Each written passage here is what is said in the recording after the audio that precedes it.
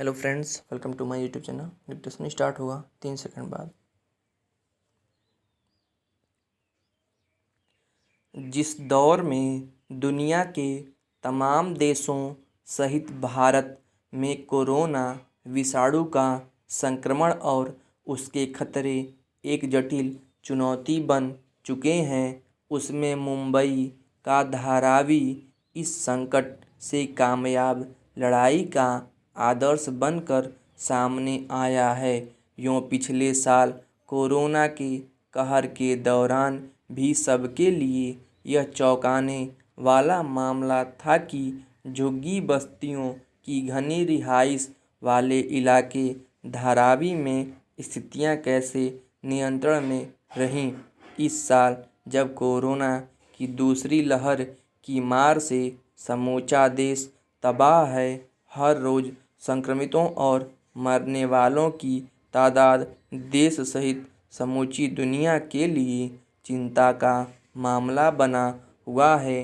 धारावी ने एक बार फिर यह साबित किया है कि अगर सुचिंतित तरीके से हौसले के साथ हालात का सामना किया जाए तो सबसे मुश्किल चुनौती से भी पार पाया जा सकता है। अंदाज़ा इससे लगाया जा सकता है कि अप्रैल में जहां एक दिन में धारावी में कोविड-19 के मामले करीब 100 तक पहुंच गए थे, वहीं अब पिछले कुछ दिनों से वहां संक्रमण के महज 5 या इससे भी कम नए मामले सामने आ रहे हैं, जबकि मुंबई में यह आंकड़ा अब भी रोज़ हज़ारों में है। इसके अलावा इलाज करा रहे मरीजों की संख्या घटकर 50 हो गई है।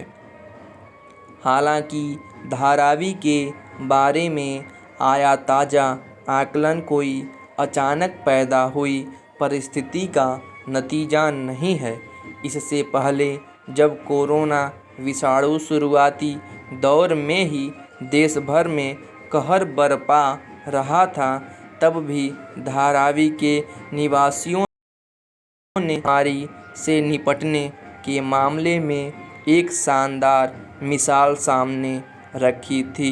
मुंबई में काफ़ी दूर तक फैला और भीड़ भाड़ वाला झुग्गियों का यह कस्बा देश के उन इलाकों में शामिल था जिन पर पिछले साल कोविड-19 का बहुत ज़्यादा कहर बरपा था। लेकिन आज अगर चुनौतियों के बीच धारावी पर सबकी नज़र है तो इसकी वजहें रही हैं।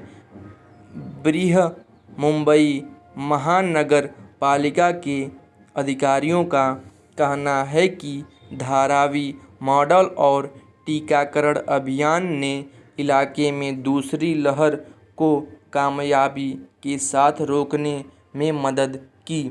सही है कि टीकाकरण का इसमें एक अहम योगदान रहा, लेकिन इस इलाके के लोगों और प्रशासन ने इस महामारी का सामना करने के लिए जिस स्वरूप में लड़ाई की, उसने सबसे ज़्यादा बड़ी भूमिका निभाई है।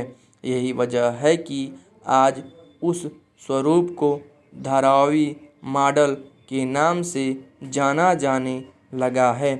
साफ है कि पहले दौर में जिस तरह की सावधानियां बरती गईं और उसमें निरंतरता कायम रखी गई, उसी का यह हासिल है कि दूसरी लहर में भी यह अहम फ़र्क दर्ज किया गया है।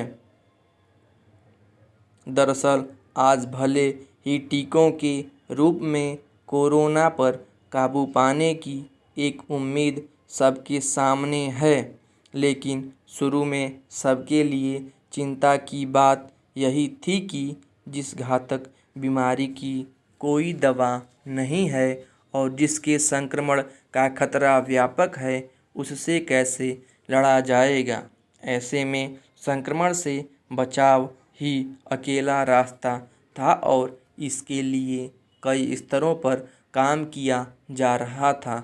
लेकिन धारावी में यह चुनौती ज़्यादा गहरी थी, क्योंकि बेहद घनी बस्ती वाले इलाके की आबादी और उसका घनत्व संक्रमण से लिहाज से बेहद खतरनाक है। ऐसे में प्रशासन ने एक व्यापक और सुचिंतित योजना के तहत 4T यानी ट्रेसिंग, ट्रैकिंग, टेस्टिंग और ट्रीटिंग के फार्मूले पर काम किया और इसमें वहाँ के निवासियों ने भी भरपूर साथ दिया।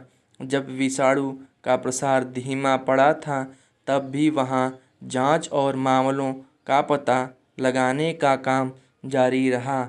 इसी का हासिल तब भी दिखा था और विश्व स्वास्थ्य संगठन सहित विश्व बैंक ने भी धारावी मॉडल की तारीफ की थी। जाहिर है देश के दूसरे हिस्सों में इस स्वरूप पर काम किया जाए तो वहाँ भी कामयाबी की उम्मीद की जा सकती है। स्टॉप।